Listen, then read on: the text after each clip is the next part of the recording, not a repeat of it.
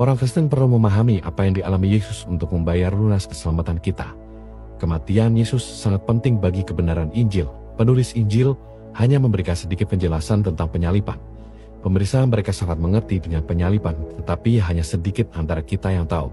Hari Raya Paskah, Lukas 22 ayat 14-16. Sejarah Paskah adalah kebebasan dari perbudakan di Mesir, yang tercantum pada Keluaran 12 ayat 1-14.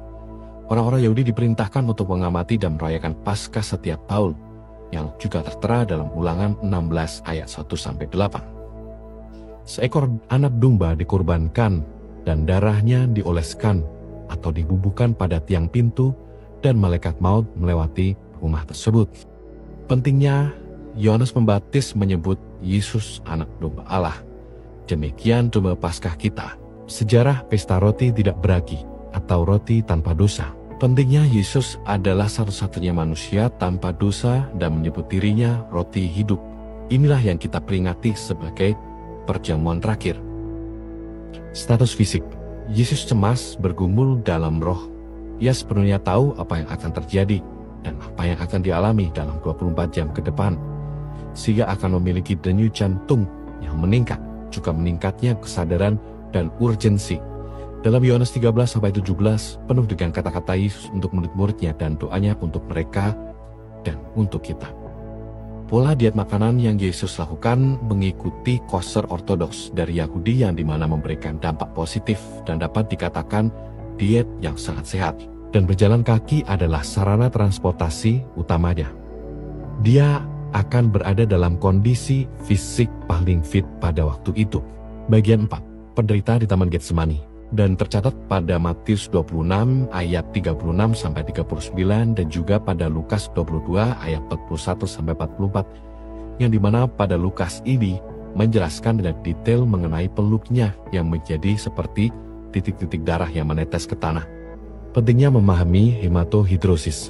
Hematohidrosis adalah pelebaran kapiler kulit pada saat tekanan ekstrim di mana darah mengalir ke kelenjar keringat yang berdekatan. Kulit menjadi rapuh, lembut, dan sensitif. Kebanyakan orang akan pingsan sebelum mencapai pada tahap ini. Ini bukan stigmatisme, sebuah fenomena yang tidak dapat dijelaskan secara medis. Bagian 5. Pemukulan di tangan penjaga bait Allah. Tertulis pada Matius 26 ayat 67 hingga 68 dan juga Lukas 22 ayat 63-65. Alasan utamanya mengapa Yesus diadili adalah karena penistaan agama. Dihukum dengan kematian, yang dimana sudah dinubuatkan pada Imamat 24 ayat 15-16. Dengan detail waktunya pun terdapat di sini, yaitu pada malam hari sebelum dibawa ke Pilatus. Bagian ke-6. Sesah dari Roma.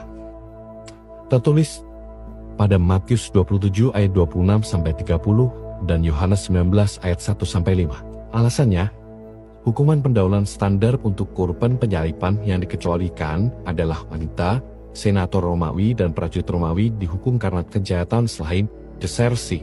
Pilatus berusaha memuaskan orang banyak dengan menghukum cambuk atau menderai Yesus dan ingin membebaskannya setelah dirasa cukup. Jenisnya, yang pertama ada sesah Yahudi, 40 cambukan kurang 1, 13 cambukan dengan tongkat atau cambuk pada masing-masing bahu, dan pinggang total 39 cambukan. Ada kepercayaan bahwa 40 cambukan akan membunuh seorang manusia, atau hukuman yang berlebihan. Ini bukan pencambukan yang dialami Yesus. Sesah Romawi dilakukan oleh dua liktor atau pegawai di kerajaan Romawi dengan flagrum, yaitu cambuk dengan gagang kayu pendek yang diberi beberapa tali kulit yang di ujungnya ada bola-bola yang dilengkapi dengan potongan-potongan timah atau tulang-tulang domba yang diruncingkan yang akan merobek kulit.